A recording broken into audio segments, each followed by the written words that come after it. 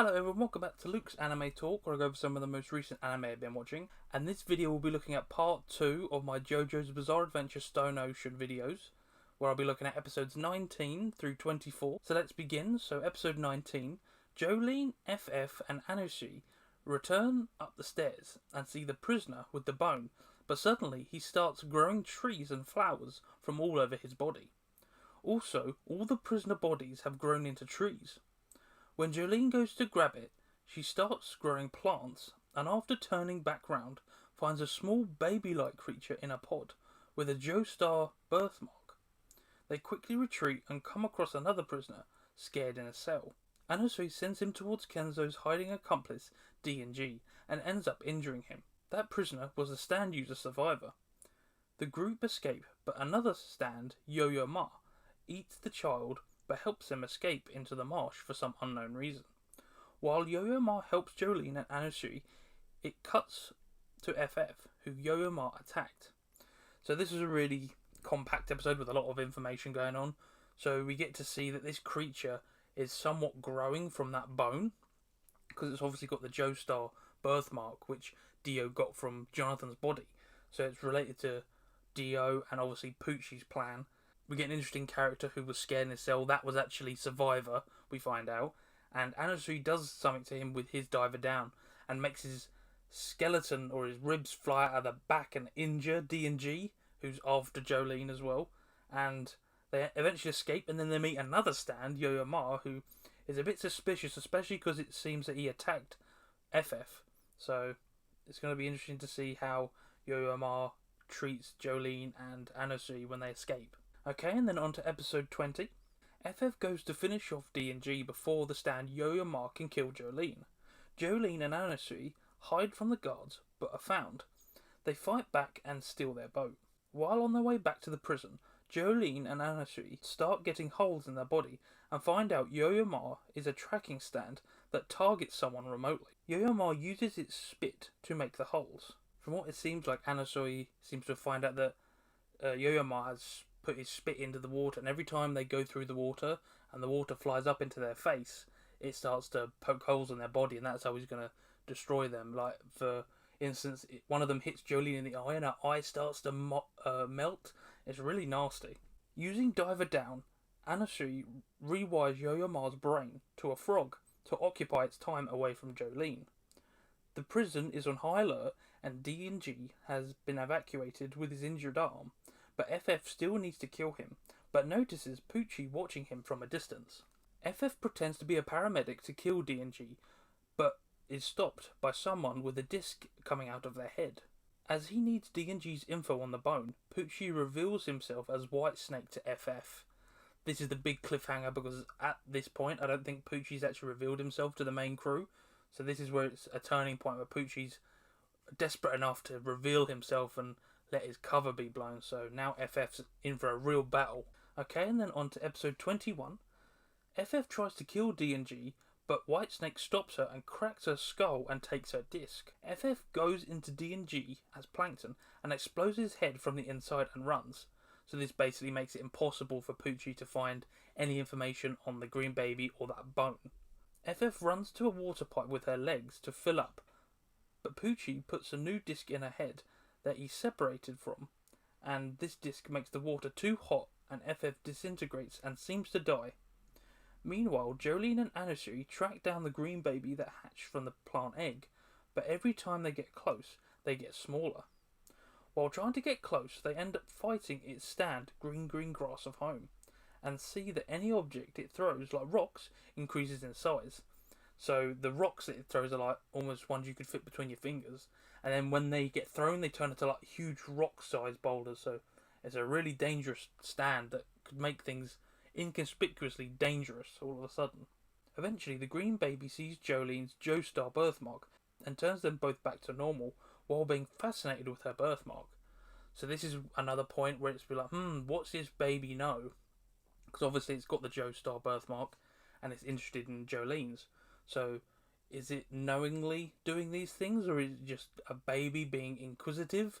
Because Poochie needs this baby for whatever reason. It's going to be interesting to see the outcome of all of this. Okay, and then episode 22, with FF dying, White Snake hears Weather Report on a walkie-talkie contacting FF, and since she didn't respond, he made it rain, which allows FF to reform. FF escapes into the mist and finds Weather Report. Shortly after, FF and Weather Report join Anasui and Jolene in the marsh, but suddenly, Weather Report attacks, injuring all three of them. Weather Report was actually Whitesnake in disguise. They are pretty badly injured at this point. Anasui got a whole arm put through him, Jolene's got a big chunk missing out of her shoulder, and FF, I think, is literally been cut in half. Jolene attacks Poochie and handcuffs him, but when he throws Jotaro's disc into the dying Anasui, she jumps for it. With both FF and Anasui dying, FF heals him and now seems to officially die. She offers the green baby the bone and it starts eating his arm. So after this episode, I think it's official. FF has officially been killed because she goes off into the sky as a golden spirit like we've seen Abdul and I think it's Iggy happened in part 3. When that happens, obviously, it's official. They've gone into the heavens, so unfortunately we've lost FF. So episode 23, Poochie has left the prison and seemed to have merged with the green baby. Jolene has been placed in a high security solitary cell until the prison can figure out what happened to the tree people. Emporio is trying to contact the Speedwagon Foundation for Jolene to send Jotaro's disc, but the security has heightened drastically. Jolene is then approached by a woman, Mew Mew, and her stand, Jailhouse Lock, and she has a message from Poochie: do not try and escape. Jolene and Emporio then spend the episode wandering around the prison, constantly forgetting things. Mew Mew's stand, Jailhouse Lock, makes anyone that touches it only remember 3 things at a time, and no new memories can be made without replacing one of those 3. So basically, Jolene spends the whole episode reading her arm because she keeps writing notes down, but forgets almost immediately. So they're basically completely oblivious the whole episode, and Mew Mew watches them to make sure they don't remember and try and escape. And then on to episode 24, which is the last of this batch on Netflix. Jolene is still having memory issues, but eventually chases after Mew Mew, but then forgets. However, she makes it to Emporio's room. Jolene and Emporio try to communicate, but keep forgetting. Mew Mew confronts them and shoots Emporio and then runs. Jolene catches her with Emporio's help. With a binary code, Jolene remembers her completely with a picture in her mind, which has basically been imprinted on it so she doesn't forget, and beats her unconscious. This is a really cool moment where she basically ties her up and then beats her and pummels her within an inch of her life, and the animation makes it look like she's melting because of how much and how badly she's been beaten. It's a really cool scene. Jolene and Emporio meet with Hermes and plan their escape. So Hermes has been in the infirmary since she got attacked by Sportsmax, and now they're finally meeting up again. Poochie is having a tough time, and he seems to be developing a new stand. He also knows the location of the new heaven, Kennedy Space Station, or Cape Canaveral. So Poochie is approached by a woman, and when he goes to touch her, his hand almost makes time alter, like the watch changes and the woman's hand starts to age up, her nails grow, and it's really interesting to see that he's starting to develop a new stand. Okay, so my overall thoughts on this batch of episodes were the characters continue to be great. I love Jolene. She's a great mixture of Jotaro and all of the other JoJo's. She is just awesome. She kicks ass, doesn't take no for an answer, and is always trying to figure out the best way to sort out a problem. Hermes is great. She's always trying to do the best thing. I love FF. She's just a cool, basically a man character that's sentient. And then Emporio we saw a few times, but not too much. And then all the stands as a whole are great. The interesting setting continues to be cool. Dolphin Prison, I love it because usually in all the other series it's set in different places. Like part 3 was all over the world. Part 4 was in a whole town, but all over the town. But this part is set in one prison, and they make all the different sections in this prison really interesting and distinct, which make it a really cool setting as a whole.